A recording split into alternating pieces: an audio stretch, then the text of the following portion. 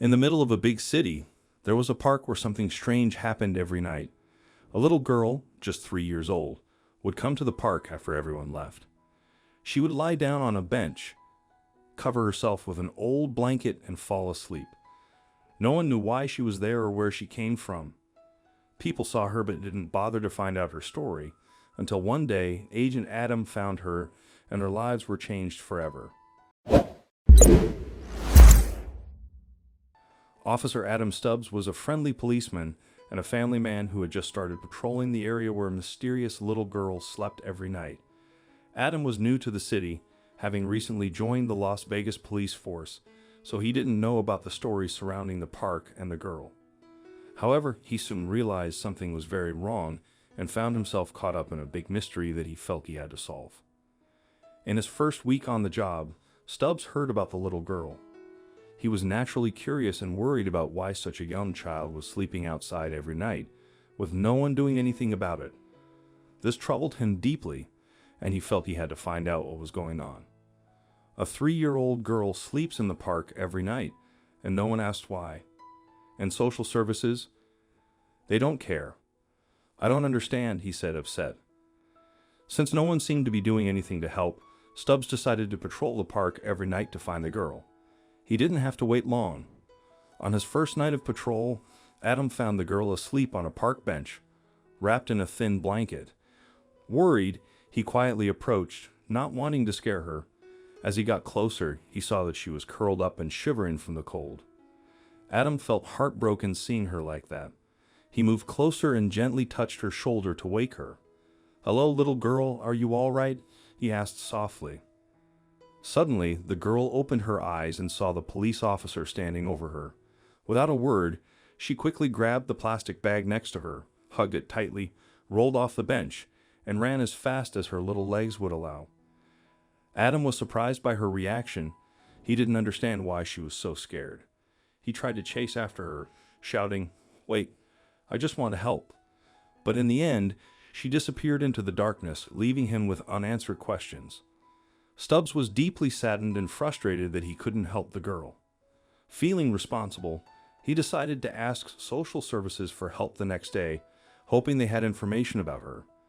But to his surprise, they had no record of the girl. This only deepened the mystery, and Stubbs realized he had to act fast to uncover the truth. Determined, he continued his night patrols, hoping to gain the girl's trust. The next night, Stubbs found the girl again, this time in a more hidden spot in the park, trying to avoid being found. She was still sleeping peacefully, unaware of the cold or his presence. Stubbs approached carefully, but as soon as he got too close, she woke up, saw him, and ran off into the darkness, clutching her bag.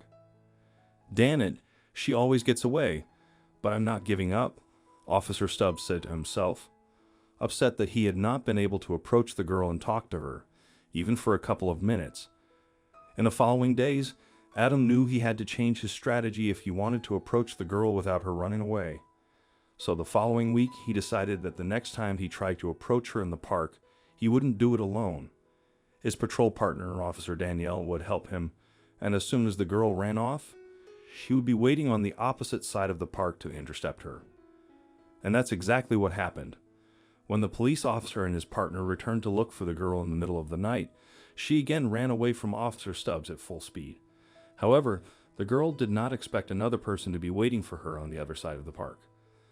This time, it was impossible for her to run away and disappear unseen as she had done the previous times. Danielle was a compassionate officer with many years of experience solving all kinds of problems, so Stubbs trusted her with the delicate situation. When she stopped the child and they approached her, Danielle spoke to her in a reassuring tone, assuring her that they were there to help and not to hurt her. The child, however, was still frightened and began to scream for help. Understanding the need to handle the situation gently, Danielle steeled her patience and cautiously approached the frightened girl with a calm and reassuring attitude. "We're not here to hurt you. We just want to make sure you're safe. My name is Danielle, and I'm a police officer. I promise nothing bad will happen to you with me. This is my partner, Adam. He's a good man, I promise. Trust us." As she heard Danielle speak, Little by little, the girl began to calm down and seemed to trust them and their intentions to help her a little more. The officers told her they would take her to a nearby coffee shop for hot cocoa, and the promise of hot cocoa and something to eat seemed to interest her greatly because she smiled slightly and nodded her head. Things were starting to look up, but a heartbreaking secret was about to shatter the initial plans of these two diligent police officers. Once in the coffee shop, and after the girl drank her cocoa, the officers began to ask her questions calmly. They didn't want to overwhelm her, but they needed some information to help them understand why she was sleeping there alone, and why no one else had looked for her or alerted the authorities. They asked her name, and she quietly replied, Amanda. However, Amanda was not very forthcoming with information, merely stating her name and that the park bench was where she slept every night. Neither of the two officers wanted to burden her, but they had to ask her the most important question of all, the one they needed an answer to as soon as possible in order to move forward with their investigation. Where are your parents, Amanda? Why aren't they with you in the park? Stubbs asked calmly, trying not to put too much pressure on the little girl. My parents are dead. I have no family. I have no home, Amanda finally confessed, her voice trembling with grief and her eyes fixed on the ground. The officers' hearts sank at her heartbreaking revelation. It was a horrible story, something no child should ever have to experience. But while they now understood why she slept in the park, it didn't explain everything. After all, there were systems in place to prevent children from finding themselves in such circumstances. Despite everything, they were both still determined to help little Amanda and asked her once again if they could take her to the police station to see what they could do for her. But once again she refused. Instead, she asked them to go to the bathroom. Officer Danielle, understanding the need for compassion and a little privacy, agreed to let her go to the bathroom. She followed her to the door and watched her go in. However, after waiting for what seemed like an eternity, Danielle decided to go in the bathroom to check on her, see how she was doing, and if she needed help. But what she discovered would once again leave her speechless and thwart her and her colleagues' plans. Amanda had deftly escaped through a small bathroom window. The two officers ran out of the coffee shop to try to find her, but she was already gone. They saw her running again and disappearing into the night before they could catch up with her. It was a frustrating setback in their efforts to help Amanda and uncover the whole truth about her story, but it only made them more eager to investigate further, to find her and make sure she was safe. The next day, they both visited the park again and started asking around, looking for information among the regulars, dog walkers, parents, and anyone else who might have seen her. However, although most of them acknowledged having seen her at some point, no one knew where she was from, nor had they bothered to find out. It was a truly unfortunate and frustrating situation that did nothing to help the two policemen in their desperate search for answers. Adam was very worried about little Amanda. Seeing that none of his plans had been successful so far, he decided to completely change his strategy and come up with a new plan to find her. He would dress as a regular citizen and wait hidden inside his car every night until Amanda showed signs of life again. It was not at all easy, and many days passed without any results. The girl seemed to have vanished completely, but just as he was about to give up hope, one day late in the afternoon he saw Amanda coming out of a hidden alley near the park at full speed. She had been sleeping there the whole time, right under his nose. Learning from experience, Adam decided not to approach her directly, but instead followed her discreetly to find out where she came from. He was determined to uncover the terrible secret the girl was hiding, but in doing so, he didn't realize the full extent of what it would lead to. For more than 20 minutes, Stubbs followed the girl, keeping a safe distance to avoid being discovered. Finally, they arrived in a far outlying neighborhood that was dreary and shabby, surrounded by old buildings with leaky roofs and broken windows. Amanda continued walking briskly to a house at the end of the street, and Adam's senses sharpened. He sensed that something was wrong. The house looked abandoned, as if it hadn't seen life in years. However, strange noises could be heard inside. It was evident that more people were inside, and the secret that caused a little girl as young as Amanda to sleep in a park all alone was hidden there. The officer, who was becoming increasingly concerned, watched as the girl came to the front door and sat down to wait. After a few minutes, Owen appeared, leading a group of children into the house. The girl got up, joined the group, and the woman closed the door behind them. The policeman froze at what he had just seen, but he could not stand still. He had to continue investigating. He cautiously approached one of the windows and could hear strange sounds of machines running. Understanding the seriousness of the situation and how reckless it had been to go there alone, Adam decided to step back and call for reinforcements to intervene and find out what was hiding in that creepy place. The officer didn't have much time to wait for backup. Hidden in some bushes near the house, Stubbs saw the woman he had seen earlier leading children out of the house, holding a large pair of scissors. Fearing the worst, Stubbs jumped out of hiding and identified himself. The woman, realizing she was in trouble, tried to run, but Stubbs was determined not to let her escape. He quickly caught up, grabbed her arm, and pinned her down.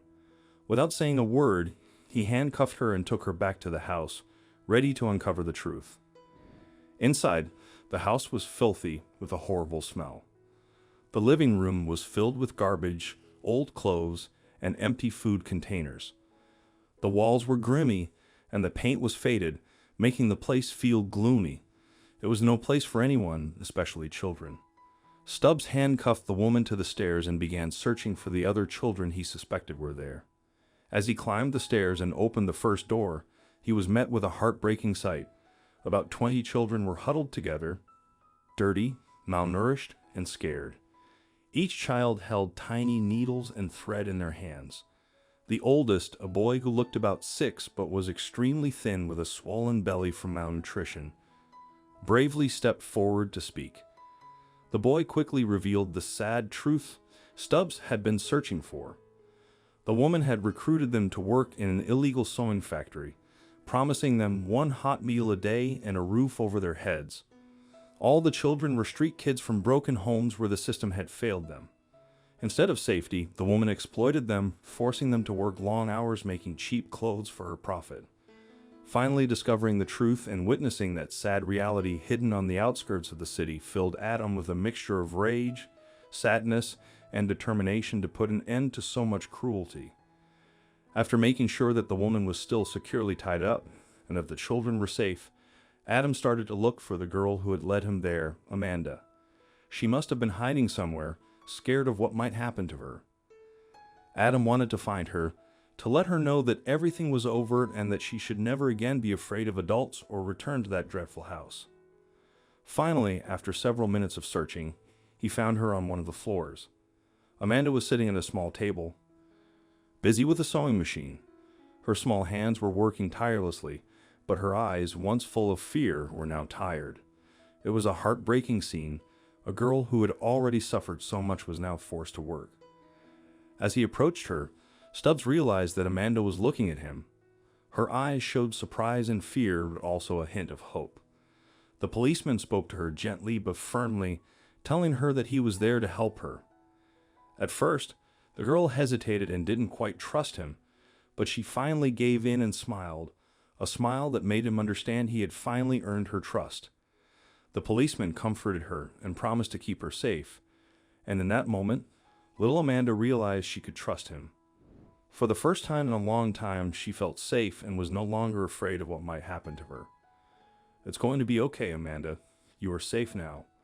I will never leave you alone," the officer promised her, hugging her. Soon, more police officers arrived on the scene, took the children out of the house, and gave them blankets to comfort them. The children showed a variety of emotions. Some were crying, others were in shock, but all shared a sense of relief at having escaped the bleak environment. After leaving, the children received not only a hot meal, clean clothes, and a warm bed, but also much-needed medical care to treat the effects of malnutrition and minor injuries. Amanda had spent months working in a terrible factory, but now she was finally free.